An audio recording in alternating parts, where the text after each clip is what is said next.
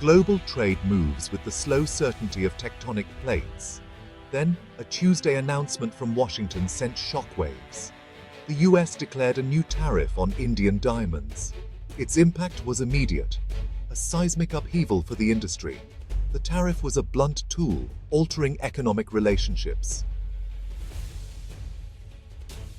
To understand the magnitude of this shockwave, one must first understand Surat. This city in Gujarat is the global heart of the diamond industry. Here, the vast majority of the world's rough diamonds are cut and polished into the jewels that adorn engagement rings and royal crowns. Surat's workshops, from modern factories to family-run operations, process 9 out of every 10 diamonds sold worldwide. Generations have dedicated their lives to this craft, creating a dense network of expertise and trust. The city's pulse beats to the rhythm of global diamond demand. The gem and jewelry sector is one of India's largest foreign exchange earners, providing employment to millions. When a bride in New York or a collector in Tokyo buys a diamond, chances are it passed through Indian hands. This intricate supply chain made India the undisputed king of diamond processing, until now.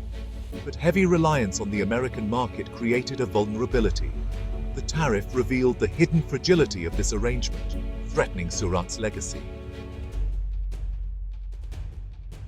The US tariff wasn't about trade imbalances or local jobs. It was about geopolitics. The move was linked to India's continued trade with Russia, especially its import of rough diamonds. US sanctions on Russian exports, including diamonds, were being circumvented. Once cut in India, Russian stones entered the US as Indian. The tariff aimed to close this loophole and pressure Moscow, sending a clear message to New Delhi. India, balancing ties with both Russia and the US, suddenly found its diamond industry at the center of a global power struggle. The steady supply of Russian roughs is vital for India's gem industry, but pivoting away could damage its economy. The tariff materialized this dilemma, highlighting a new era where politics shapes and sometimes severs trade. Economic interdependence is now a vulnerability, a lever in international conflict. The diamond tariff is a microcosm of a world where supply chains are redrawn along geopolitical lines. The economic impact of the tariff was immediate and severe. Diamond trading halls in Mumbai and Surat were gripped by panic. Prices for US-bound diamonds became unviable overnight. Exporters faced massive, unforeseen costs, and US buyers began canceling orders. The smooth flow of goods and money seized up almost instantly. Larger players might survive by shifting focus to other markets or absorbing costs, but small and medium enterprises lack this resilience. For them, a sustained disruption could mean extinction, leading to business closures and industry consolidation. American consumers will also feel the pinch: higher prices or reduced selection at jewelry counters. The tariff injects political risk into global supply chains, forcing companies to consider geopolitics alongside cost and quality. This could trigger a trend of friendshoring, moving supply chains to politically aligned countries. The cracks in the India-US diamond trade may signal a broader fracturing of the global economy. The era of reliable, predictable trade is under threat.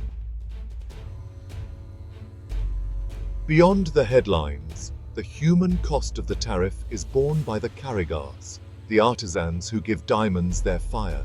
For Ramesh, a diamond polisher in Surat, the tariff is a direct threat to his family's survival.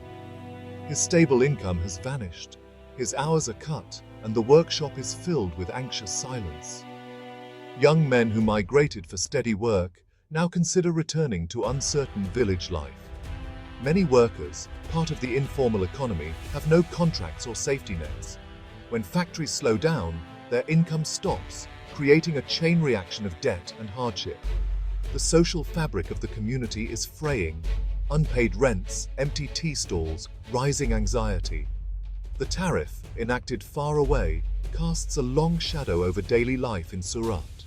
The resilience of these communities is being tested to its limits. The Karygar's plight is a stark reminder. Economic policies are never just about numbers. They are about people, families, and communities whose futures are intertwined with global systems. The echoes from Surat's polishing wheels are a plea for solutions that consider the human cost. The Indian diamond industry is scrambling to adapt. The first response: diversify markets. Exporters are now courting buyers in Asia and the Middle East. But building trust and brand presence takes time.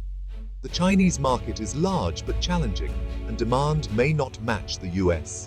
The industry is trying to rewire a global network in months, a task that usually takes years. Another strategy: move up the value chain. Indian firms are investing in jewelry manufacturing and direct-to-consumer brands to capture more value.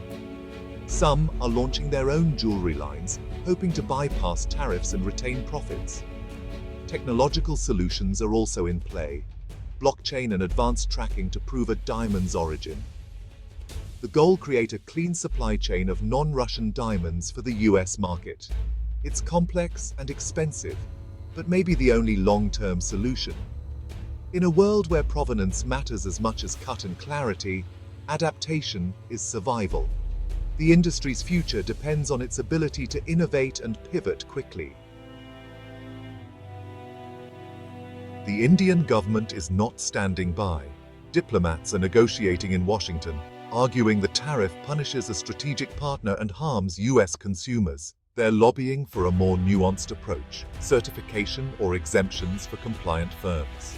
Domestically, the government has announced relief, easier credit, loan restructuring, and subsidies to help exporters explore new markets. The goal is to prevent mass unemployment and business collapse while the industry recalibrates. A longer-term strategy is promoting lab-grown diamonds, immune to sanctions and provenance issues.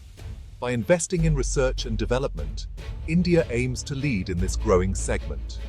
The government's balancing act: protect a vital industry, avoid escalating the dispute, and maintain strategic autonomy. The effectiveness of these moves will test India's ability to shield its people from global shocks. Policy, diplomacy, and innovation are now the industry's best defenses. The US tariff on Indian diamonds is part of a larger global shift.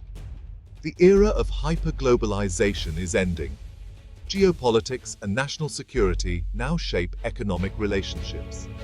The diamond industry is among the first to feel this transformation. Other countries, Vietnam, Thailand, may try to position themselves as alternative suppliers. Lab-grown diamond producers in the US, China, and Singapore stand to benefit as consumers seek ethical, conflict-free stones. The definition of value is changing.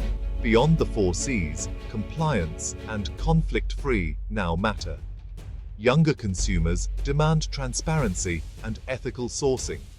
The industry must invest in traceability to maintain trust.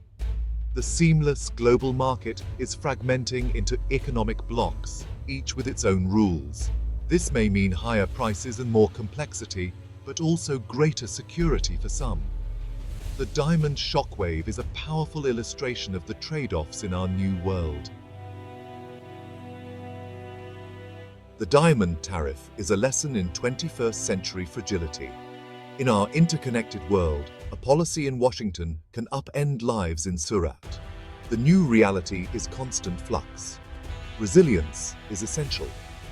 For the industry, this means diversifying markets, innovating, and moving up the value chain. For workers, it means adapting, learning new skills, embracing new technologies, or even changing sectors. Governments must provide safety nets and retraining to help workers weather these shocks. The human cost of disruption must be central to economic strategy. We've built a complex, efficient, but vulnerable global system. The challenge ahead: balance global cooperation with national resilience. The diamond, brilliant and multifaceted, is now a metaphor for our world: beautiful, complex, and fragile if struck at the wrong angle.